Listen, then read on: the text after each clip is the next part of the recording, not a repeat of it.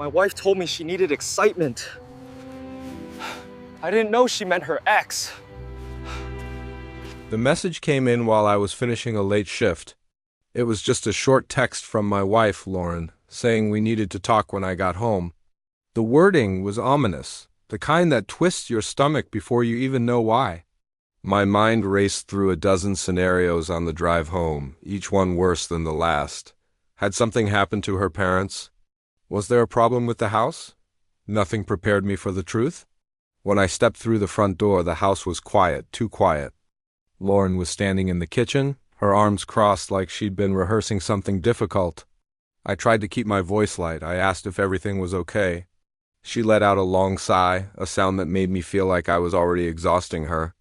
"I don't want to fight," she said, which was strange because I hadn't said a single word to start one. I leaned against the counter, my work bag still slung over my shoulder, and waited for her to continue. My heart started to beat a little faster. She finally looked at me, but her eyes were distant. She said she'd been unhappy for a long time and didn't know how to tell me. The air in the room suddenly felt thick and heavy. My chest tightened as I asked her what she meant. What was she unhappy about? She talked about needing more excitement, a vague excuse that felt like a placeholder for something else, something she was too afraid to say. It was a classic line, one you hear in movies, but you never expect to hear it in your own kitchen. I had to know. I cut through the ambiguity and asked her directly if she'd been cheating. The silence that followed was deafening. She hesitated just long enough to answer the question without actually saying a word. That small pause was a confession in itself. I repeated the question, my voice firmer this time, demanding the truth I already knew. She finally cracked. She admitted she'd been reconnecting with her ex behind my back. Reconnecting, such a soft word for such a sharp betrayal. My heart felt like it cracked, like a frozen branch snapping under an unexpected weight. She tried to justify it, saying he made her feel wanted and alive, something she implied I couldn't do anymore. I reminded her that I worked late shifts to give us a stable life, to build a future, not because I wanted to ignore her. She just shrugged, as if my sacrifices and my reasons didn't matter in the face of her selfish desires. Then she delivered the line that shattered everything that was left of us. She looked me right in the eye and said, "My ex never said no. That's a real man." I just stared at her, stunned. The cruelty of that statement echoed in the silence. How could she say that? How could she reduce our entire marriage, our entire life together, down to such a toxic, twisted comparison?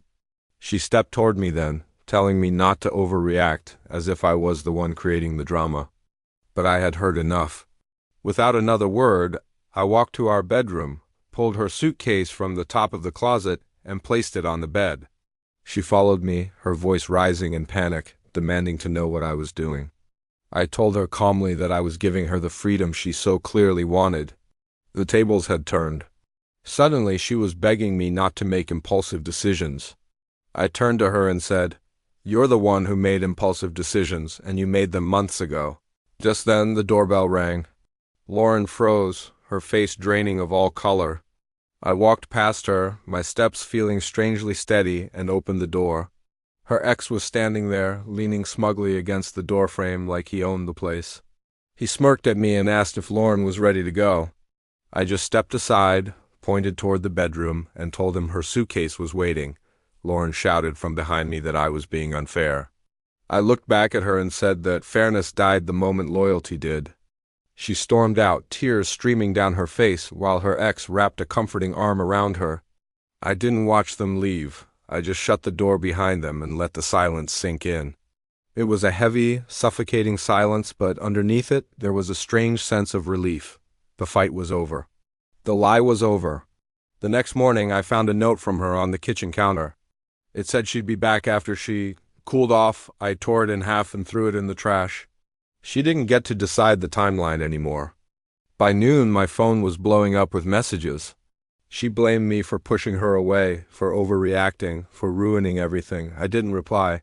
Instead, I called my Lauer and explained the situation. He was clear and direct. He told me I had every right to file immediately, that her actions constituted abandonment and infidelity. So I did. That same afternoon, I packed the rest of her things into boxes and stored them in the garage. Then I called a locksmith and had the locks changed. This was my home now. The next day she showed up. I heard her pounding on the door, demanding to be let in. I opened it just enough to hand her the divorce papers. She stared at them like they were written in a foreign language. "Are you really doing this?" she asked, her voice trembling. I told her I was just giving her what she'd been chasing all along. She started to cry, saying she made a mistake and wanted to come home. I told her she should have thought of that before she chose someone else's company over mine. Her story changed then. She admitted her ex didn't want a long-term commitment. I just looked at her and said that wasn't my problem anymore. She cried harder, saying I was destroying everything we had built. I corrected her. "You destroyed it," I said, "not me." She tried everything: guilt, anger, manipulation. She asked if we could just talk inside, privately. I refused. None of it worked. Finally, she slumped down on the porch steps, completely defeated. In a small voice, she said, "I thought you'd fight for me." I looked at her, and for the first time, I felt a deep sense of calm. I told her I don't fight for people who walk away willingly. She asked what she was supposed to do now. "You have your ex, don't you?" I asked. She whispered that he had blocked her number after their first night together. I wasn't surprised. I told her that life has a funny way of exposing people's choices for what they really are. She begged one last time for me to reconsider. I told her our marriage ended the moment she compared me to him. With that, she finally left, wiping her eyes, looking smaller and more lost than I had ever seen her. Over the next week, she kept sending messages, long paragraphs filled with nostalgia, regret, and desperation. I didn't answer a single one. Instead, I focused on myself. I started rebuilding my life without her chaos dragging me down. My friends checked in, surprised at how quickly it all happened, but they were incredibly supportive. My family told me they always felt she treated me poorly but had never wanted to interfere. It was a painful realization of how blind I had been to my own situation. A few days later, her mother called me. She apologized for her daughter's actions, and I could hear the shame in her voice. I told her it wasn't her fault. Then Lauren sent one final message. It just said she hoped someday I'd forgive her. I sat with that message for a long time. Not because I was considering it, but because it confirmed that she finally understood the consequences of her actions. I replied with a single line, "Forgiveness isn't owed, it's earned." She never responded after that. Weeks turned into months, and I found peace in the quiet. I found myself again in the absence of constant doubt and drama. I realized I deserved a love that didn't require begging, a love that didn't come with conditions or comparisons. As I finally closed that chapter for good, I felt a physical weight lift off my chest, like a door unlocking to a new, brighter life. Sometimes the strongest thing you can do is let go of someone who never really held on to you in the first place. Thanks for listening. Don't forget to like and subscribe for more stories.